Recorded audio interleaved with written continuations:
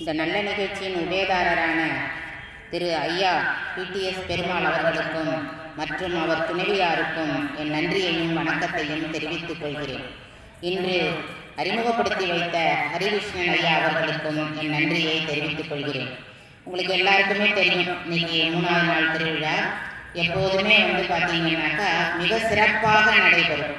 இந்த திருவிழாக்கள்லே பார்த்தீங்கன்னா ஒவ்வொரு நாளும், அதாவது ஒருத்தவங்க யாராவது இப்போ நம்ம தரிசனம் பண்ண முடியாமல் இருக்காங்க, அவங்களுக்காக தான் சுவாமி என்ன பண்ணுறாரு, வீதி உலா வருகிறார். ஏன்னா ஒவ்வொரு நாளும் நம்ம திருக்கோயிலில் அவரை தரிசனம் பண்ண முடியாது.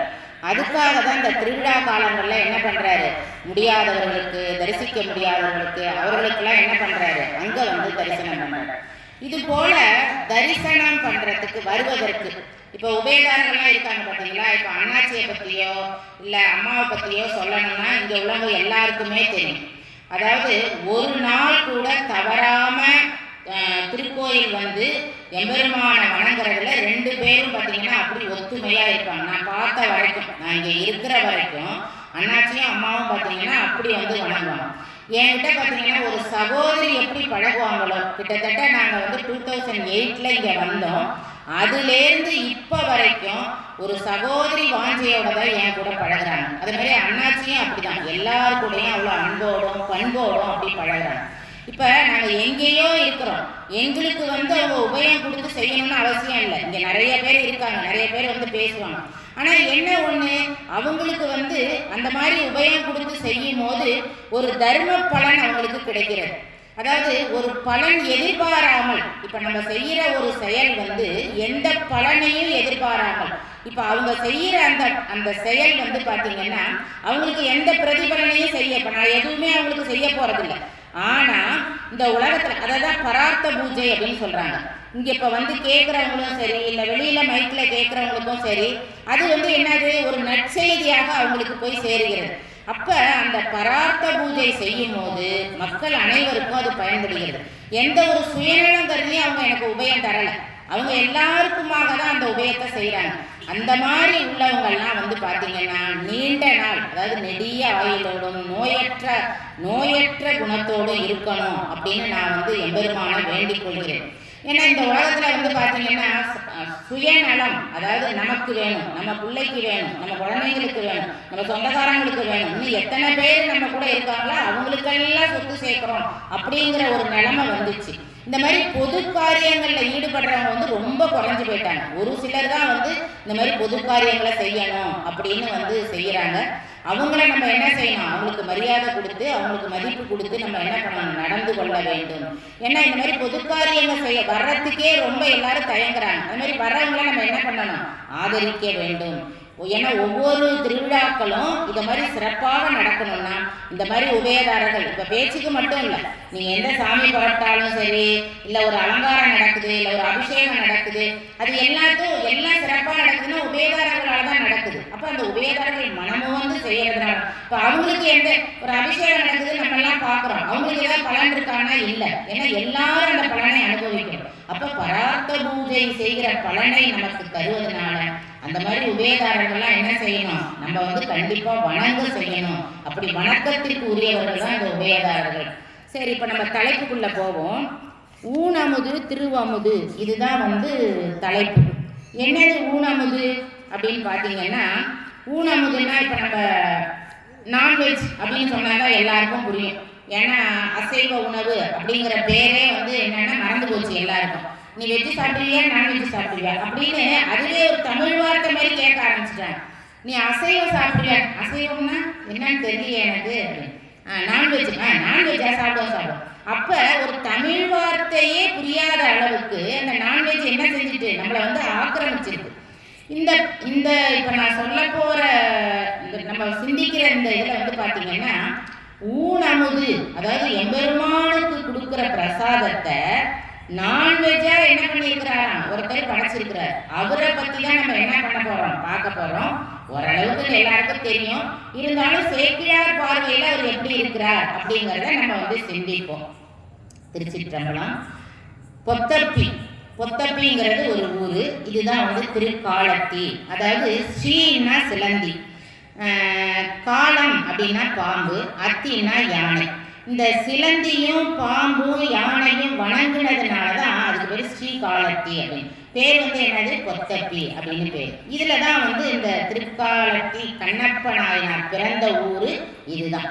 என்ன சொல்றாங்க இந்த ஊரை பத்தி சொல்லும் போது பாத்தீங்கன்னாக்கா, ஸ்ரீகாளஹஸ்தி புண்ணிய சரிதத்தை கேட்பவர்க்கென்றுமே தோஷம் விலகுமே, வாயுலிங்க மதன் வல்லமை கேட்டிட வாழ்வில் அமைதியும் ஞானமும் சேருமே, விருட்சக காட்சியால் தேர்கொண்ட கஷேத்திரமே புண்ணிய கைலாசம் ஆகின்ற கோலமே, ஸ்ரீகாளஹஸ்தி சிவனின் இருப்பிடம், ஸ்ரீகாளஹஸ்தி சிவனின் இருப்பிடம், உத்தமன் தோன்றிய சித்திரூடுப்புரில் சித்தம் பதித்துமே கேட்க இனிக்கினும், அற்புத காவியம் அன்னையும் தந்தையும் ஆன சரிதத்தை கேட்ட அனைவருக்கும் பக்தி அளிக்கிறது, கேட்ட அனைவருக்கும் பக்தி அளிக்கிறது, கேட்ட அனைவருக்கும் பக்தி அளிக்கிறது. அவரோட சரீரத்தை கேட்டாலே என்ன செய்யுமா, பக்தி நமக்கு பெருகும் அப்படின்னு சொல்றாங்க.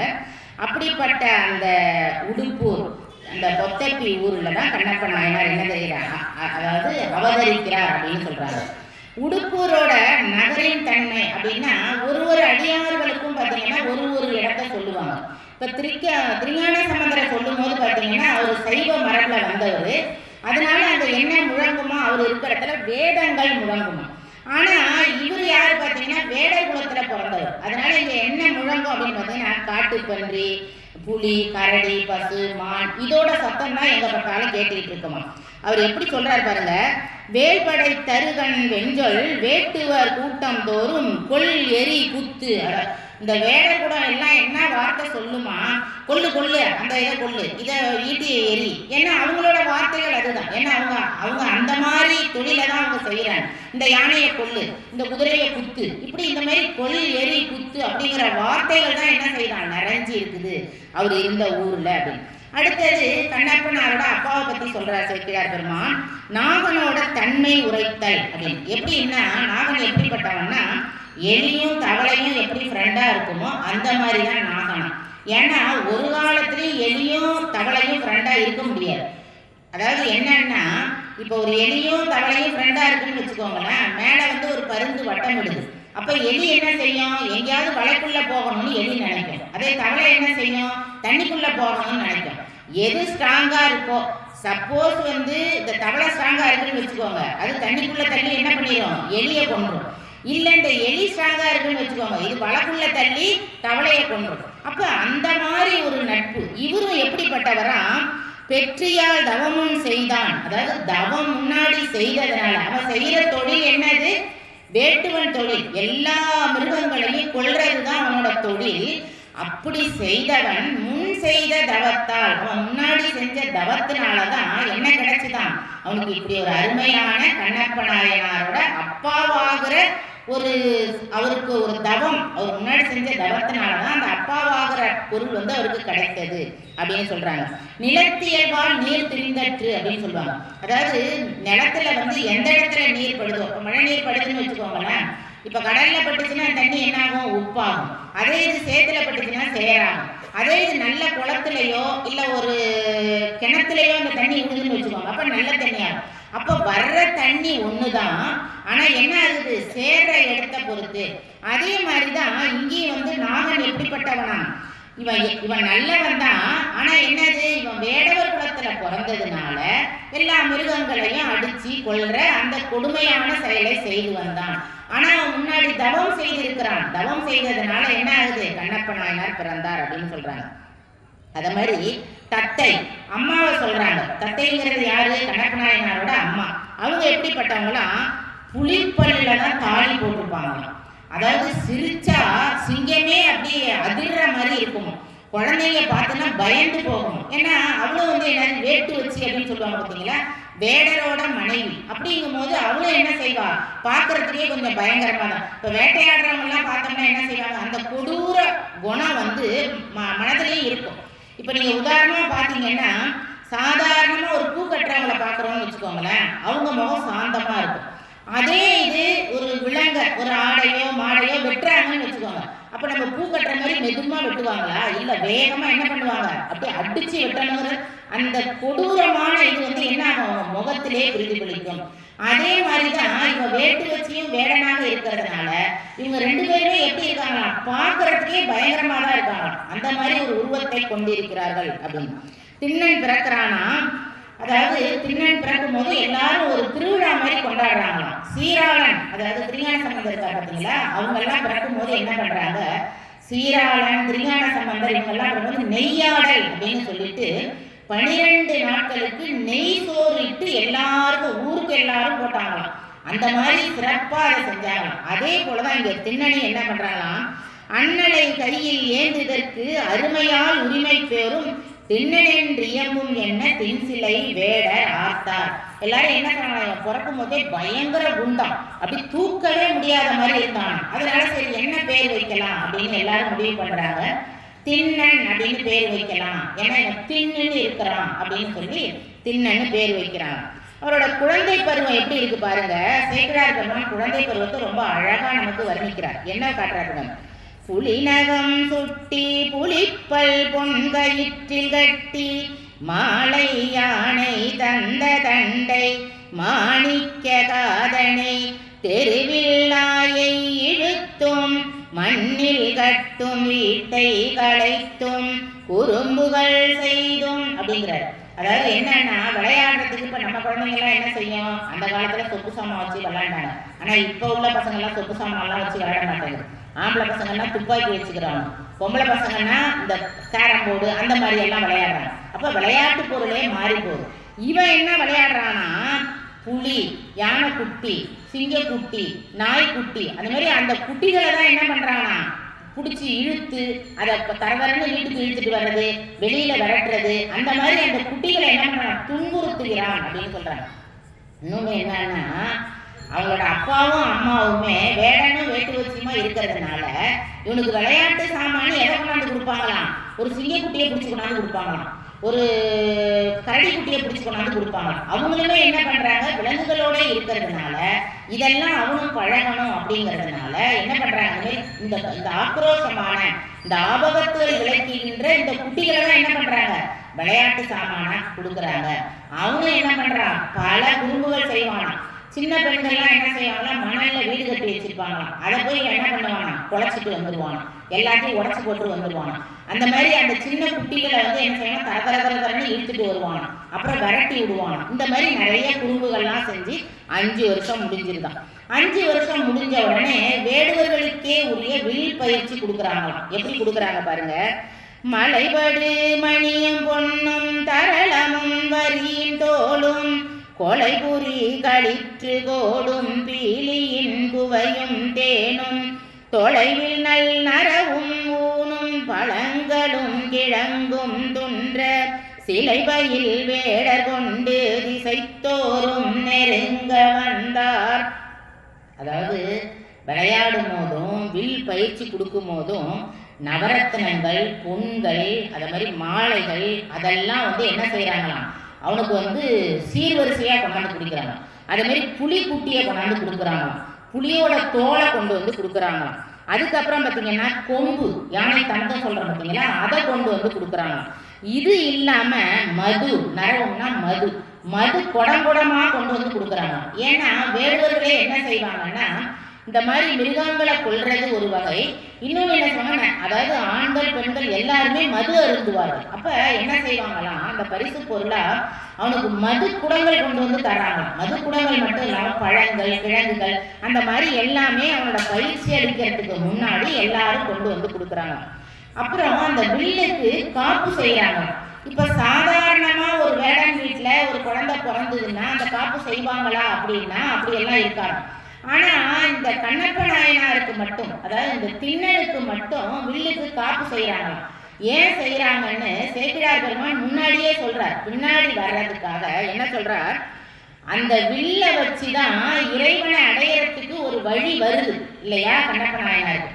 பின்னாடி என்ன வரும் அப்படின்னு தெரிஞ்சு அவர் சொல்றார் பாருங்க, பயிற்சி பெறுவதற்கும் பின்னாளில் இறைவனுக்கு ஊன் உணவு அளிக்க அந்த வில்லுதான் காரணம் ஆகுதான். ஏன்னா இறைவனுக்கே திருவமுது படைக்கிறதுக்கு இந்த வில்லு தான் காரணங்கிறதுனால முன்னாடியே என்ன பண்றாங்களாம், அந்த வில்லுக்கு காப்பு செய்கிறார்கள் அப்படின்னு சொல்லி அழகா சொல்றாரு.